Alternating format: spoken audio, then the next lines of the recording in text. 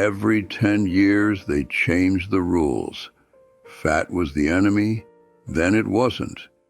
Coffee would finish you, then it would save you. Eggs were poison, then they called them the antidote. And in the same year, one expert said, cut the meat. Another said, eat more of it. They couldn't even agree with each other. While they were arguing, I just kept living. I never sat down with a pen and paper and followed a single expert all the way through. Not one. And here I am, 102 years old. I didn't get here because of health books I read. I didn't learn a thing in a classroom either. They had their degrees, their books. I have my years, and only one of us is still talking. Now, I could sit here and tell you, eat this and you'll make it past 100. You could grab a pen and paper, write it all down, and leave here feeling good. But no, I'm not going to do that to you. I'm just going to try to help you find that leak you haven't noticed yet. I'm Robert. I was a plumber for more than 40 years. I know what happens when you ignore a small leak. You don't notice it for months. Then one morning, the whole ceiling comes down on you. While people were busy writing books about how to live, I was out fixing other people's broken systems. I didn't have a personal doctor until I was 71. Never owned a scale. You could pay me all the money in the world and I still couldn't explain what a calorie is. And I'm not going to sit here pretending I have the answer that all those experts missed. I don't. But what I have is something simpler than that. I have 102 years of mornings, and a few things I noticed along the way. Not in a lab, not in a book. I learned them while living, right here, in this life. I grew up in Pennsylvania. We didn't have money for doctors, so nobody told us what to be afraid of. We ate what was on the table, bread, potatoes, whatever my mother had cooked that day. Nobody counted calories. You ate, you worked, you slept. No expert required. Somewhere in my mid-30s, a man handed me a pamphlet outside a grocery store. Said fat was going to close my arteries by the time I was 50. I was curious, so I read it on the bus, put it in my toolbox, and forgot about it. 12 years later, I found it again, under a wrench. By then, that expert had already changed his position twice. I'm talking about the 1960s. They've been changing positions every decade since, and every time they do, there's a new book to sell, a new television segment, a new thing you've been doing wrong your entire life. I stopped reading the pamphlets, and I kept working. Well, I worked side by side with my friend Frank on the same streets for nearly 20 years. He's the real reason I'm sitting here telling you this. I used to see him more than I saw my wife, Dorothy. Frank was really into all that expert stuff. He read everything, every article, every new study. When they said cut the fat and the red meat, Frank was done with both of them by that same week. He tracked his sodium, counted his calories, and knew his cholesterol number by heart. I don't remember it exactly now, but I think he used to say, 187. He said it with pride. He walked every single morning, rain or snow, for years. The most disciplined man I ever knew. He told me once, Robert, the way you eat, you won't make it to 65. I was eating a ham sandwich at the time. He said it with genuine concern, like he was truly sorry about it. I didn't say anything. I just kept eating. Frank left us at 67. His heart gave no warning. Just like that, gone. I was 70 years old. standing at his service, the ham sandwich man still standing. And I remember thinking, not for the first time, but clearer this time, more certain, something doesn't add up. There's something in the pipe that doesn't go where the blueprint says it should. The experts studied life from the outside. I lived it from the inside. There is a real difference between those two things. You know, I've seen people who lived long lives. I've seen people who watched every bite and still went suddenly. I've watched a lot of people go and seen how they went. All of that couldn't have come down to the diet the experts recommended.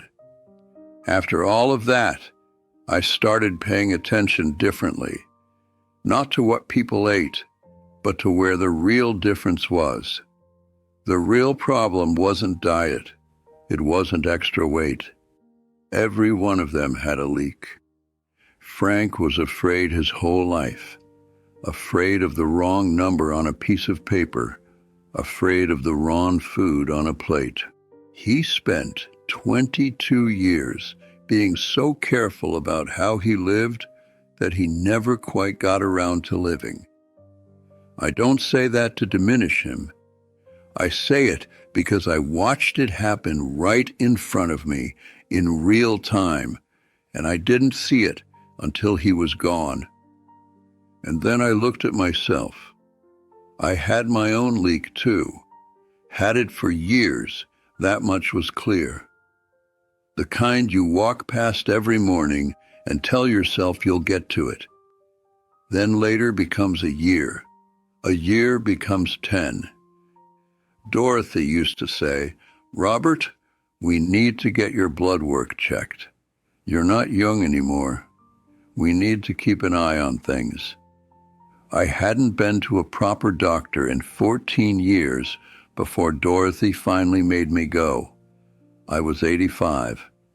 She didn't ask. She made the appointment, wrote the address on a piece of paper, left it on my chair. That was that. The doctor was young, maybe 40. One of those men who looked like he'd spent his whole life studying something and was very proud of it. Blood pressure, cholesterol, heart, the full picture. I sat there in that paper gown, feeling like a sick man while he looked at his clipboard. He went quiet for a moment. Then he looked up. "Mr. Robert," he said, "these numbers, how are you doing this?" I didn't understand the question at first. "Doing what?" I said. "These are not the numbers of an 85-year-old man," he said. I told him I didn't know what to say to that. He asked what I ate. I told him, though I may have stretched the truth a little. Yeah, I was still eating sausage and ham, and I didn't mention it because I didn't feel like hearing his warnings. He asked what supplements I took. "None," I said. Then he asked about my exercise routine. I told him I walk when I feel like it and stop when I don't. He was writing faster and faster, like he was trying to catch something before it got away. Then he leaned forward and asked me the question nobody had ever asked me in my whole life. Everyone always asked what I ate, how I slept. But he said, "What is it? What's the actual thing?" And I sat there in that flimsy paper gown, 85 years old, and I realized I didn't have an answer. But there was one more thing that came to me later, something I hadn't said to that doctor. I never fought my body, not once in 102 years. I never punished it for wanting something. I never followed a rule that felt like punishment. When every expert in the country said fat was the enemy, I looked at my own body and thought, this body is working just fine. Why would I declare war on something that isn't broken? The experts were trying to fix people whose health had already gone wrong. I was just trying not to break myself. Those are two completely different things. And I know some of you out there are fighting your own body even when you're perfectly healthy, trying to make it better, just like Frank did. I watched Frank count every calorie, measure every portion, walk his exact 30 minutes on January ice. And I always thought, that man is white-knuckling his way through his own life. Discipline that comes from fear is not discipline. It's an argument you can never win. The body hears that argument and it responds to it. Frank's weakness wasn't his cholesterol. It was 22 years of being afraid.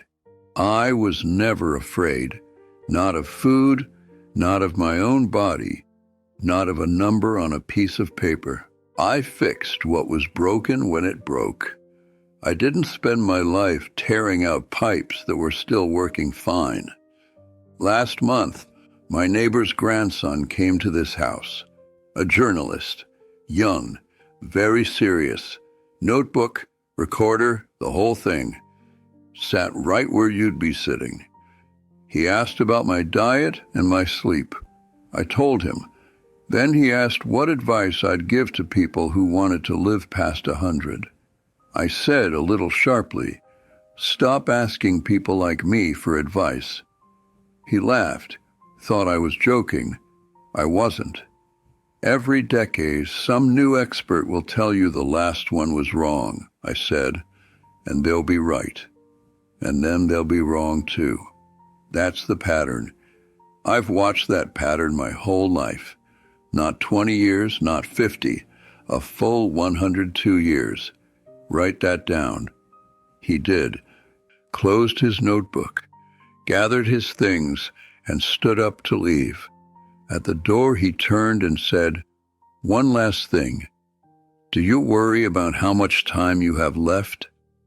Son, I said, I've been fixing other people's broken pipes since I was 16 years old. I've never seen anybody worry about the pipes that weren't leaking yet. I eat real food. I take easy walks. And most importantly, I don't follow anybody's list. I don't fight my own body. I stopped spending my energy on arguments that get rewritten every 10 years by people who will never have to live with the results. Now, the leak. You want to know what I mean by that? Maybe for you it's not food either. Maybe it's a visit you've been putting off for years. Maybe it's the reason you wake up every morning already exhausted before the day even starts. Maybe it's the thing you keep calling fine. You know what it is. You keep walking past it and not fixing it. I can't tell you what it is. That's not my job. But I'll tell you this. It's not on any expert's list. It never was. The pipe that's actually leaking is rarely the one they're pointing at. Find it. Fix it before the ceiling comes down.